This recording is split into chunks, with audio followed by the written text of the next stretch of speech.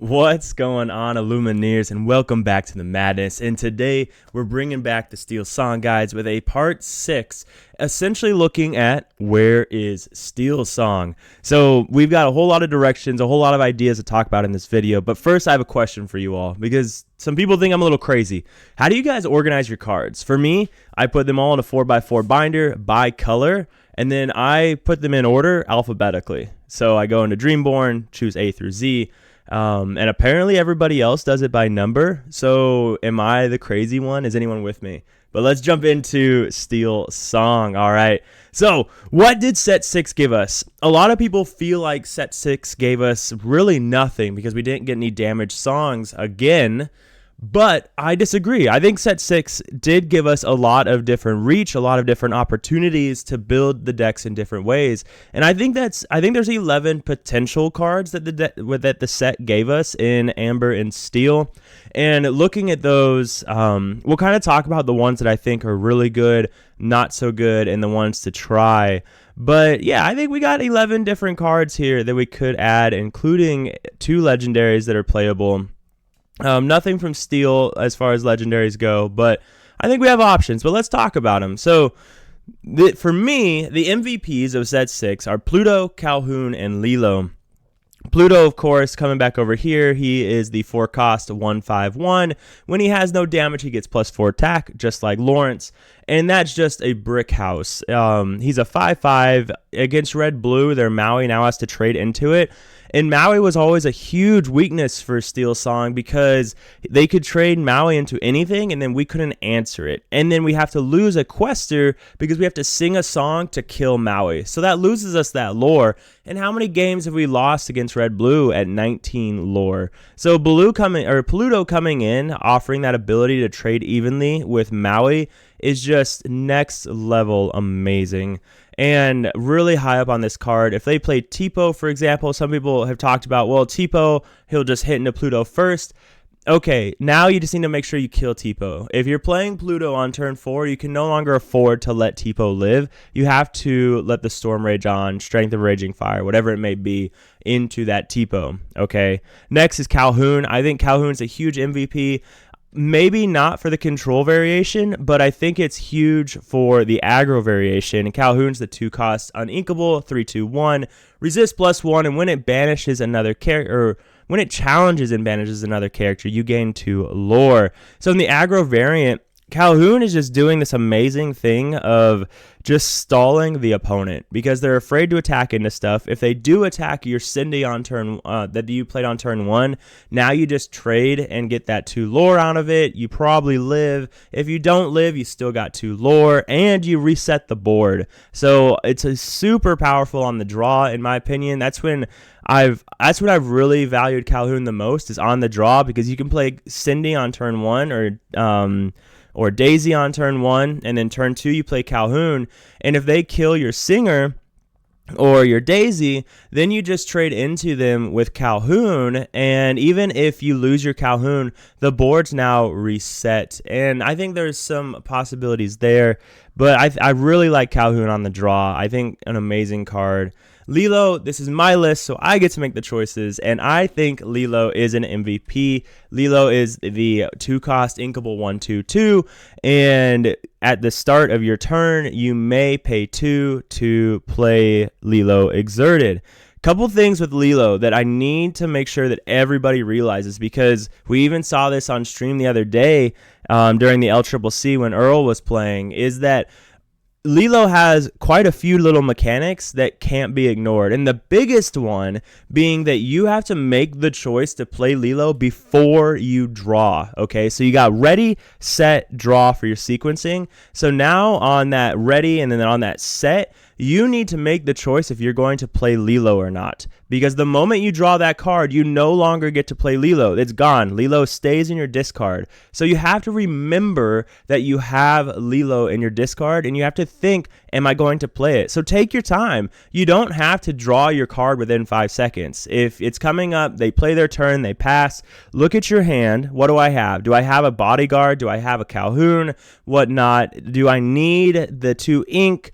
and then make your choice. Am I going to play Lilo? And then keep in mind, Lilo does come in exerted, okay? So that is very big. And Lilo is not free. It costs 2 to play Lilo. And you cannot use a lantern to play Lilo from your discard, because you have to make the choice before you draw, okay? You can't use lantern before you draw. So keep that in mind. I'm a huge fan of Lilo. Like I said, I think Lilo just does so much, because if they're having to answer your Lilos, that means they're not questing. And this was really big into a green steel match I had yesterday, where my opponent had a Tinkerbell down, but I just kept bringing 2 Lilos back each turn, and then a third card that I drew off the top. And my opponent, because of where I was at lore-wise, had to answer those 2 Lilos every single turn. So 3 turns went by where he had to answer these Lilos instead of questing. And if he would have been able to quest with that Tinkerbell for 6 lore total, he would have won. So if anything, Lilo is just stalling out the match to let you keep drawing and then playing a card that's not exerted. I think Lilo is being slept on by a lot of people because there's so many negatives, but the positives to just draw it out, I think, are so good. I played against a red purple yesterday. They B-prepped. I had 3 Lilos in my discard, so they B-prepped, and I was like, that's fine, because then I played 3 Lilos off of the B-prep, and they could only answer one of them with a Maui. So then I quested for 4, and then I brought back the Lilo again and played another card. So the B-prep, it saved them the game because they had to play it, but it only ended the game for them as well, because now I could just bring back all of these Lilos that they couldn't answer. So to be decided, I'm still here. It's the 3-cost song, gives resist +2 and draw a card. We saw this come in huge with Frank Karsten yesterday, when Frank Karsten played it on his Pluto and was able to trade into something else. And then his Pluto didn't lose the attack. So it was still a 5/5 because it had resist +2, and he got to draw a card. So really good song that I think has a great place in the meta, especially when it's such a high trade meta. We have Gantu, the 5-cost 4/3/4. I think if red-blue gets extremely popular again, if red-purple gets extremely popular again, then Gantu can find a place where it's just really good into red decks. Just not the best into a steel meta. But questing for 4 and trading into most things is amazing. And the Simba, of course, the 5-cost uninkable 4/4/2, shift 3. And at the end of your turn, if this card is exerted, you can ready all characters. We saw Frank play this. We saw Frank enjoy this. It's also his favorite movie, I believe, his favorite Disney movie, so he may be a little biased. I am not on the Simba train, but if anyone's going to change my mind, it would be Frank Karsten. So something to keep playing with. I just haven't had good experiences with it yet. Naveen's ukulele, this one teeters on the side of rip for me. Essentially, you can now give a singer +3 to sing a song. So your Cindy can sing Zeus on turn 2. Your Ursula can sing Wheel on turn 3.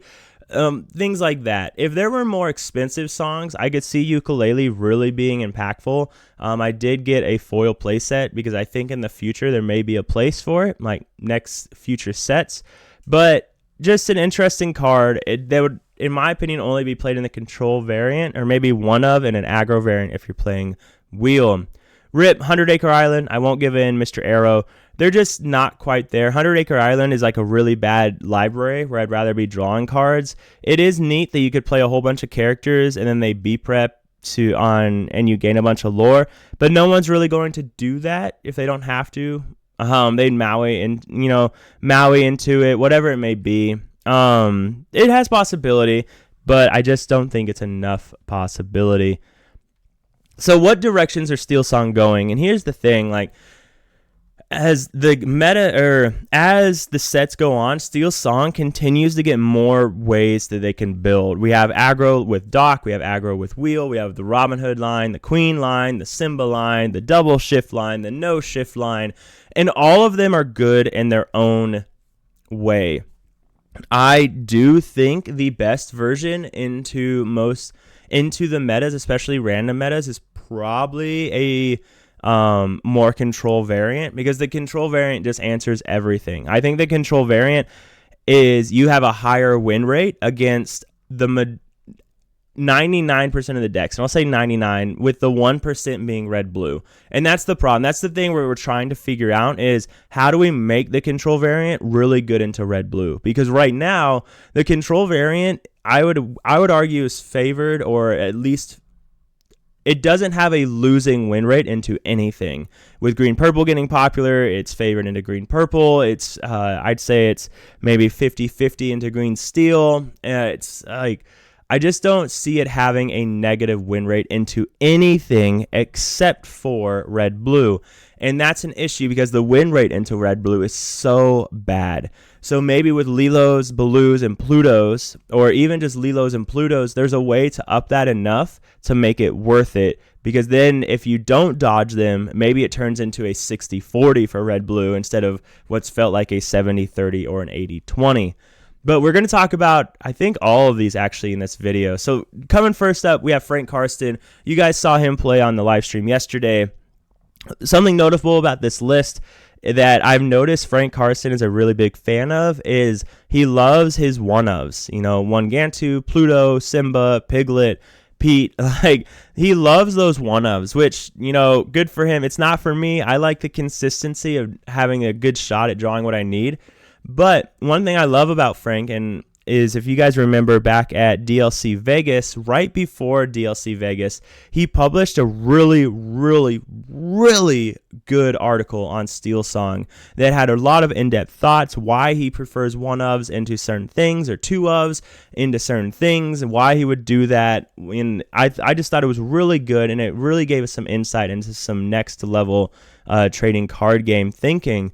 But in his list, he is on the double shift line. That, you know, you can't, if you have a heavy SteelSong meta, Robin Hoods are generally always going to be better. And we saw what Robin Hood could do yesterday when Frank Karsten was playing against Dandio.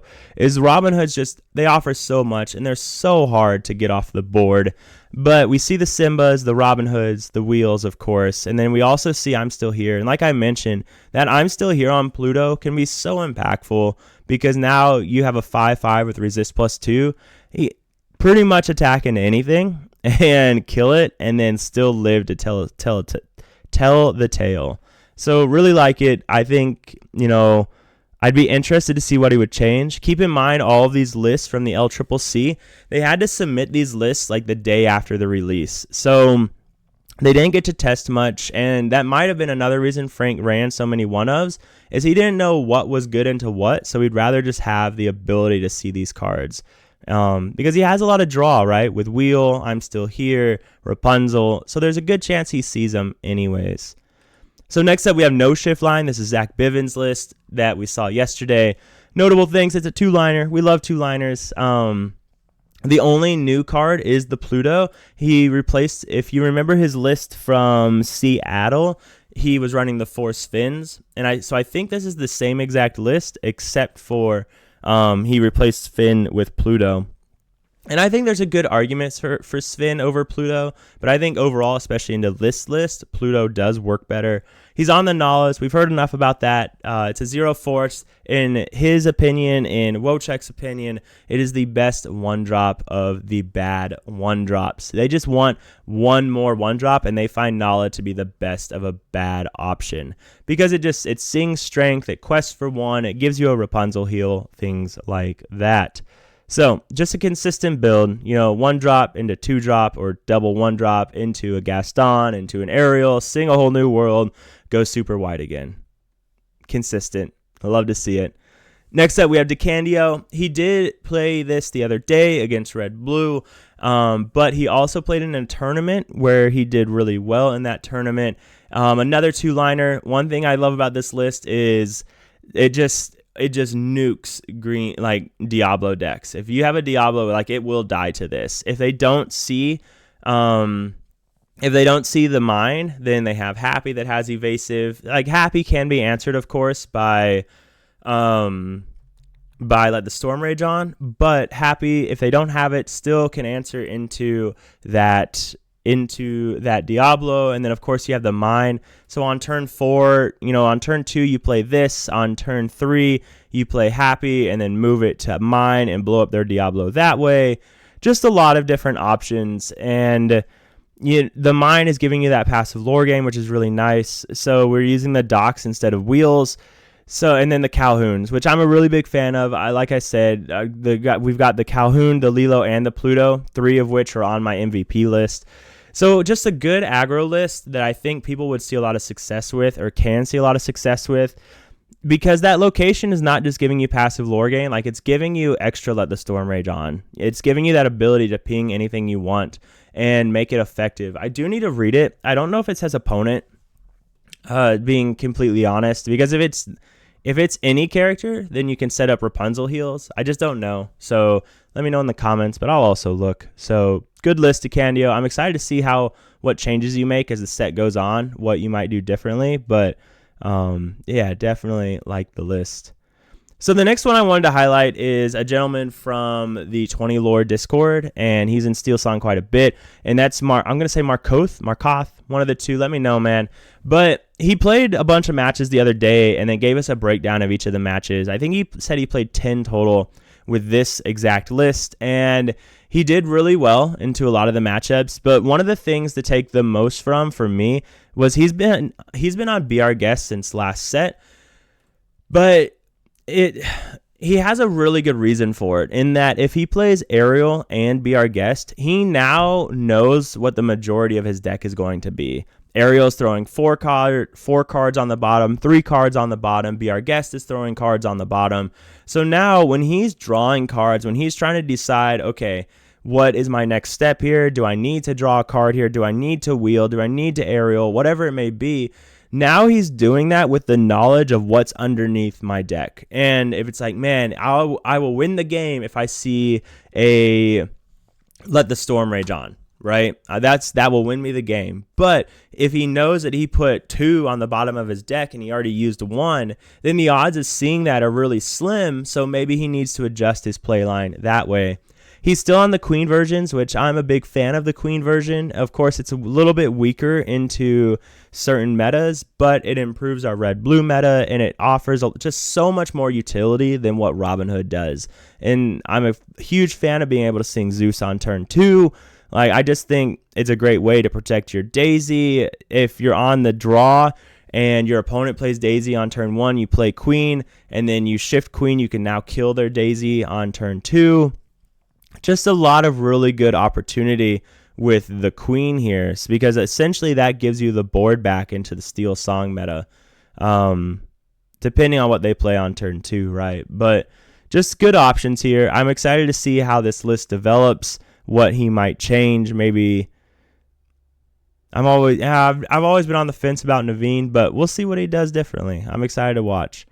So next up, this is a list from Chris Oyola, and this is about a week old, though, and I know after talking to him a little bit last night, he has changed a few things, but I still wanted to show this list because it really highlights where SteelSong is at right now and being able to test and should test everything. I mean, Chris is out here playing Chifu, and I put death to red-blue because this deck just assassinates red-blue. You have all of these guys that are questing really well. You have Doc to refill hand. You have Shifu that's coming in questing for 3. Donald Duck giving an extra 1. And then Baloo coming in, gaining you a guaranteed 2 lore. Just so many options with this deck that just says, screw you, red-blue.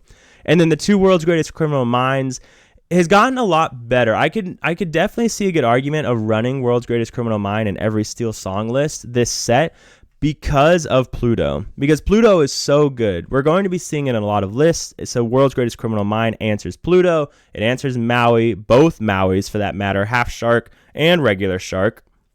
And it answers Big Cindy. There's just a lot of things that it's doing for you. So just a really strong song this set thanks to Pluto. But if you know you have a lot of red-blue in your local meta, this is probably a really good place for you to start. I think that, if you really wanted to change things a little bit, you could go 4 Calhouns instead of 4 Donald Ducks.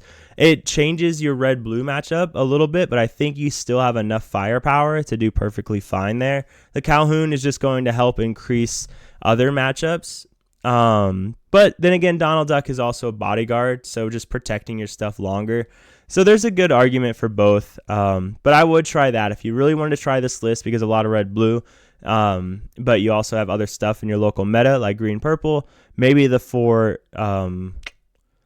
Calhouns instead of the 4 Donald Ducks. But next up we have Alex, right? And this is Wochuck, of course, with his no shift line. He recently had a tournament with this as well, and he did really well. I think he did go undefeated in Swiss and then lost to Red Blue in Top Cut. I may be confusing him with Bivens or Dandio, but I believe that was the case. It just goes to show that Red Blue is still out there. It's still prominent. We see Fam and Sailor on Red Blue right now.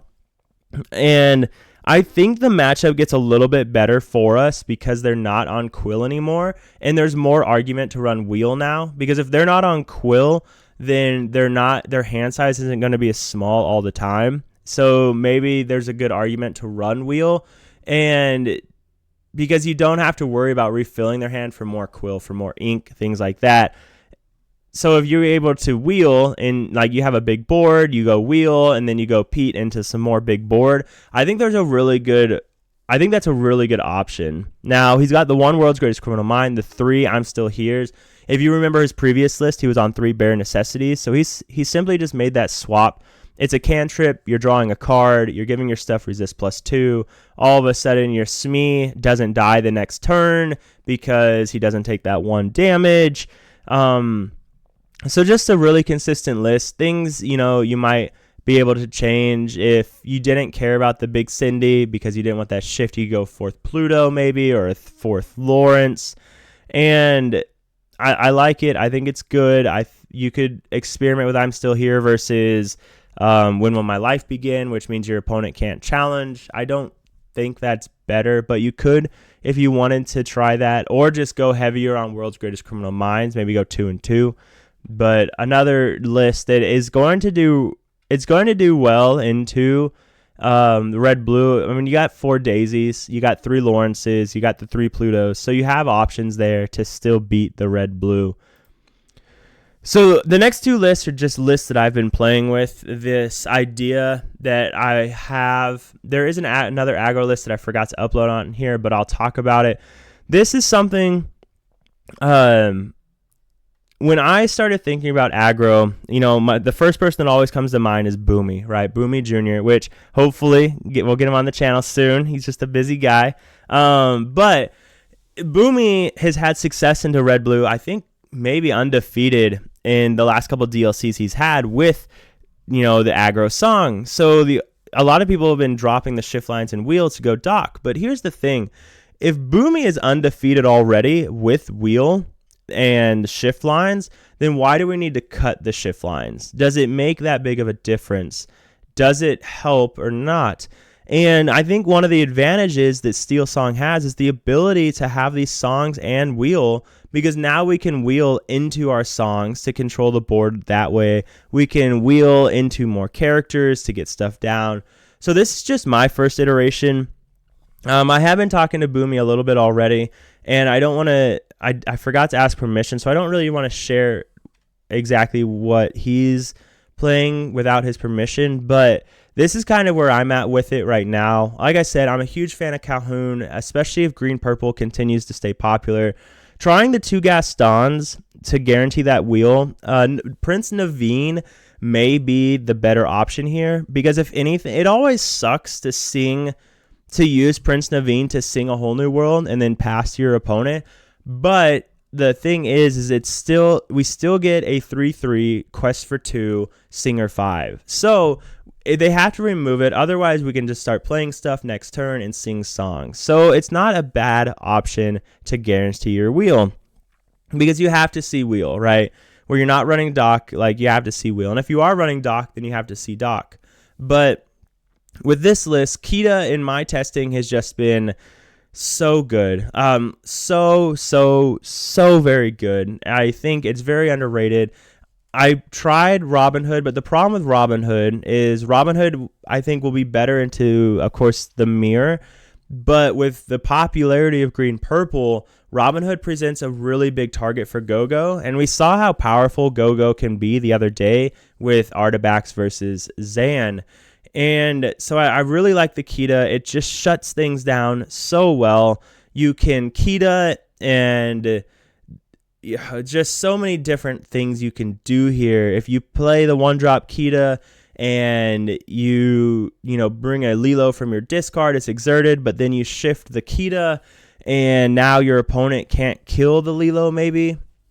Just so many options here that I really like. The other aggro list that I don't think I have. Yeah, so the other aggro list I'm playing with is a dock version without the shift lines. So it's a lot of the same, except it's 4 piglets, 4 Calhouns, and then there's no wheel, so there's no Gaston. But so it's a little bit different playing the dock line, which is just really, really heavy aggro. A lot of 4-ofs and just playing a whole lot of cards, refilling with dock, doing your thing. So there's a lot of different ways to build aggro song right now, but I think this just offers a lot of opportunity. You could also fit in Tiana. That's a card that I fit in my other list, which Tiana has been doing really well as well. Against anything but red, they have a really hard time dealing with Tiana because she's a 1/4/2. So without Brawl, she's really hard to handle, and a lot of decks just can't. So your stuff just gets to quest, and they have no choice but to really race you at that point. And most likely, most decks can't race you as fast as you can race them when you've got Daisies, Lilos, Smees, and Lawrences, and if you're running Tianas. So just other options to look at. Things that I want to test still, more of the draw songs. I do want to test the blues, of course, to just even edge more into red-blue. And then Sven's, because there is an argument that Sven could be better than Pluto because he comes down questing for 2.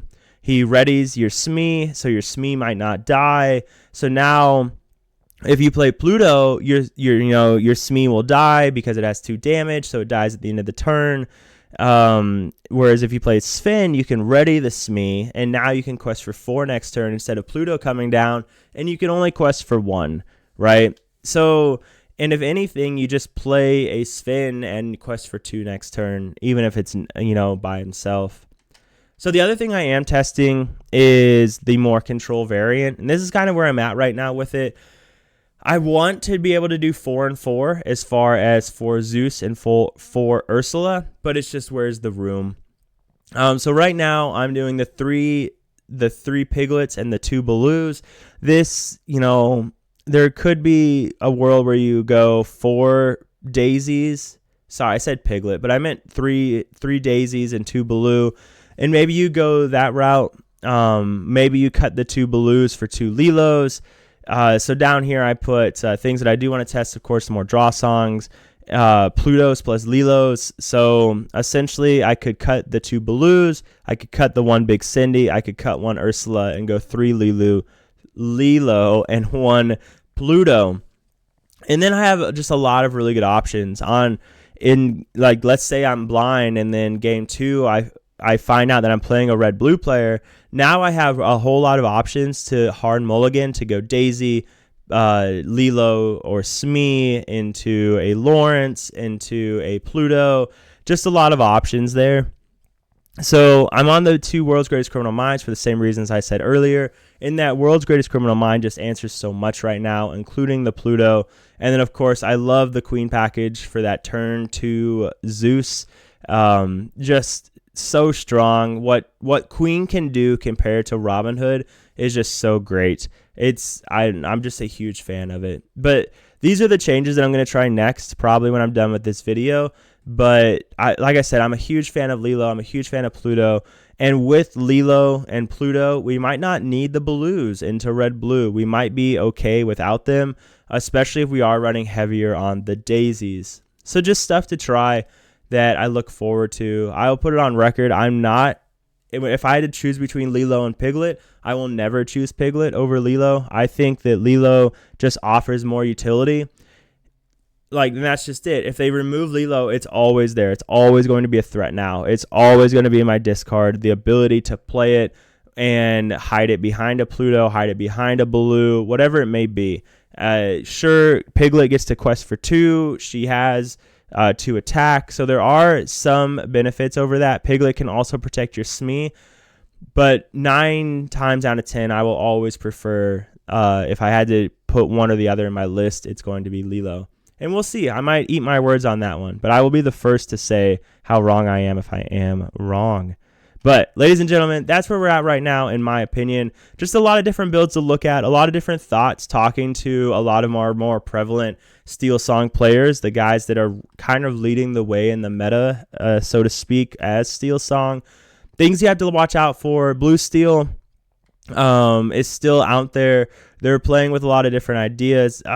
Probably another video for another time, though. So after this video, we will focus on individual matchups. So we'll have the green-purple matchup, blue-steel matchup, things like that coming up. But ladies and gentlemen, don't let me hold you up. Remember, we're always staying happy and healthy. Keep singing. Until next time.